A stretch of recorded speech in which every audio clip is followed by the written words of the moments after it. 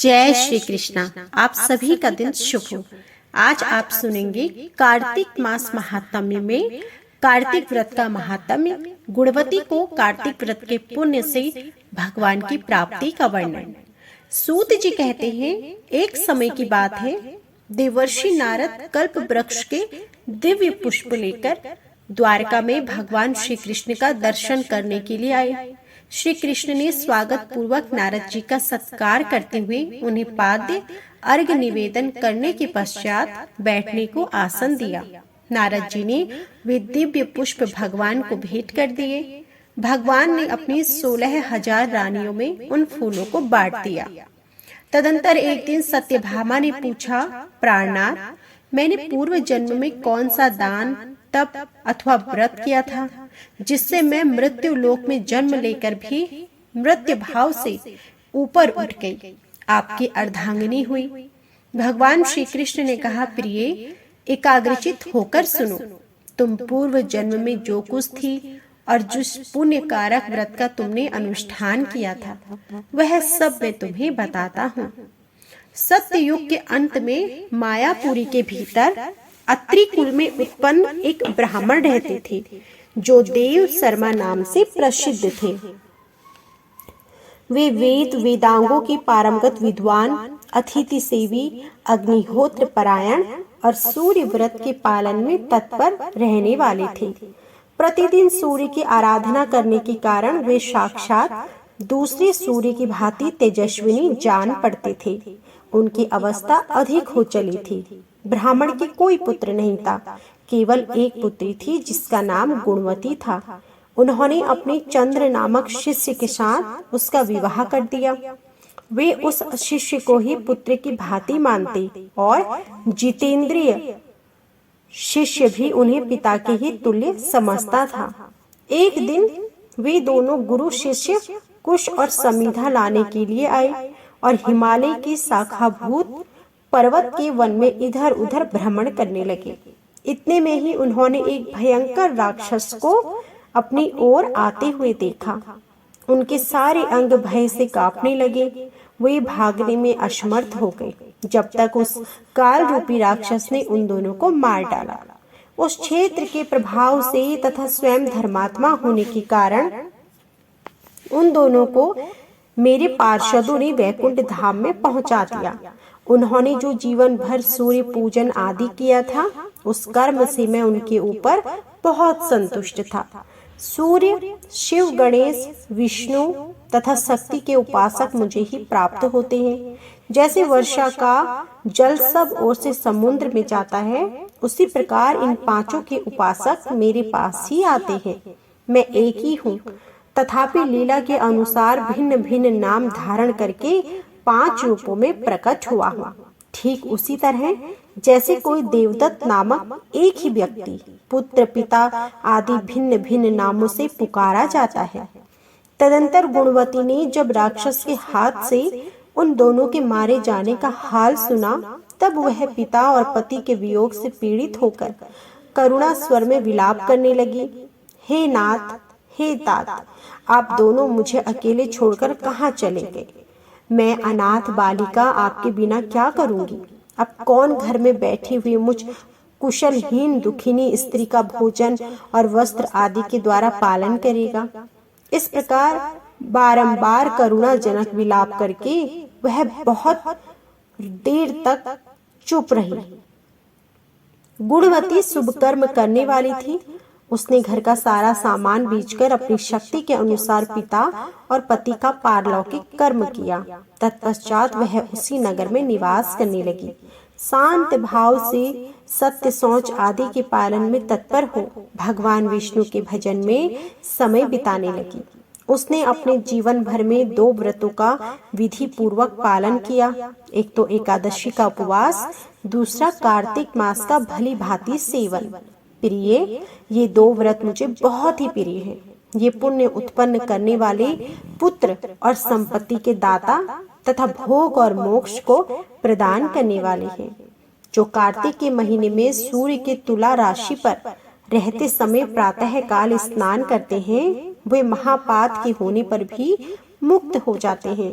जो मनुष्य कार्तिक में स्नान, जागरण, दीपदान और तुलसी वन का पालन करते हैं, वे साक्षात भगवान विष्णु के स्वरूप हैं। जो लोग श्री विष्णु मंदिर में झाड़ू देते, स्वास्तिक आदि निवेदन करते हैं, श्री विष्णु जी की पूजा करते रहते हैं, वे जीवन मुक्त हैं।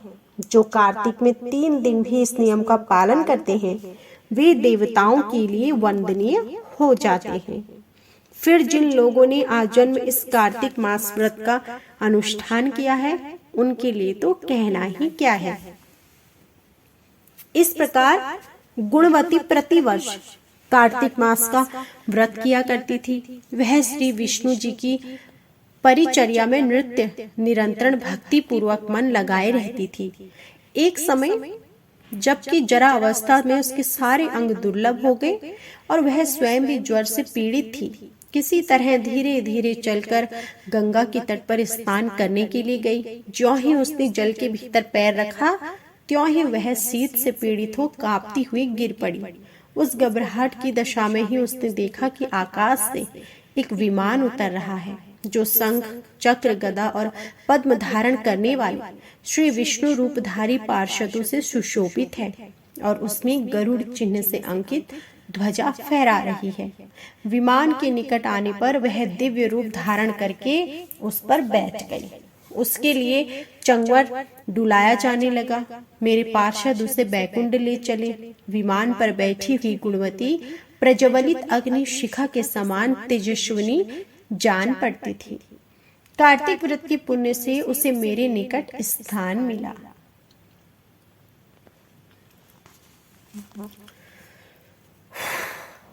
तदंतर जब मैं ब्रह्मा आदि देवताओं की प्रार्थना से इस पृथ्वी पर आया, तब मेरे पार्षद गण भी मेरे साथ ही आए। भामिनी समस्त यादव मेरे पार्षद गण ही हैं।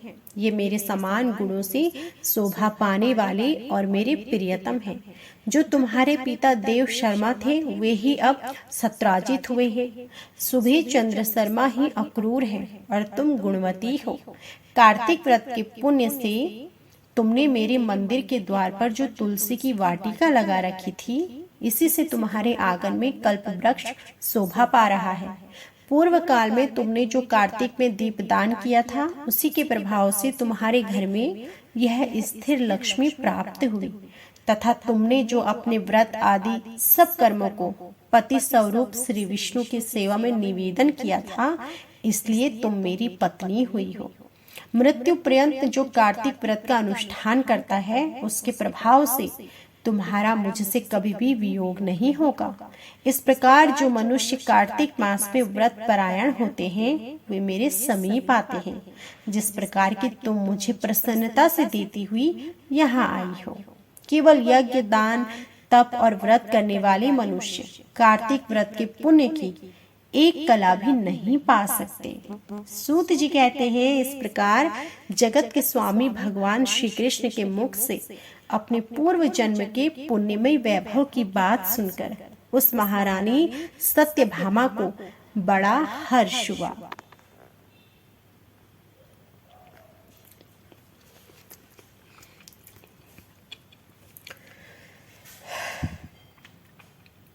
अब सुने कार्तिक मास में सुनी जाने वाली इल्ली और घुन की कहानी। एक इल्ली और घुन था। इल्ली बोली, आओ घुन, कार्तिक स्नान करें। तो घुन बोला, तू ही कार्तिक स्नान कर ले, मैं तो नहीं करूंगा। बाद में इल्ली तो राजा की लड़की के पल्ले के लगकर कार्तिक स्नान करती। घुन ने कार्तिक स्नान नहीं किया, दोनों मर गए।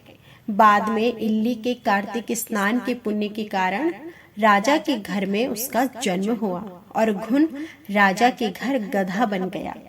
राजा ने बेटी का विवाह किया। बेटी ससुराल जाने लगी तो उसने अपनी पालकी रुकवाई और राजा से कहा कि यह गधा मुझे चाहिए।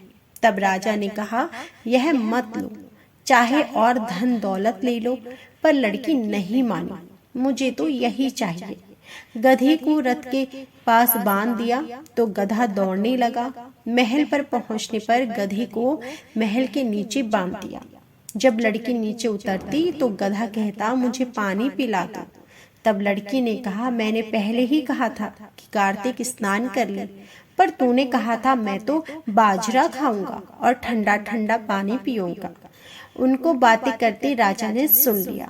जब राजा ने कहा कि आप मुझे सारी बात बताओ, तब रानी ने राजा को सारी बात बताई कि मैं पिछले जन्म में इल्ली थी और ये घुन था।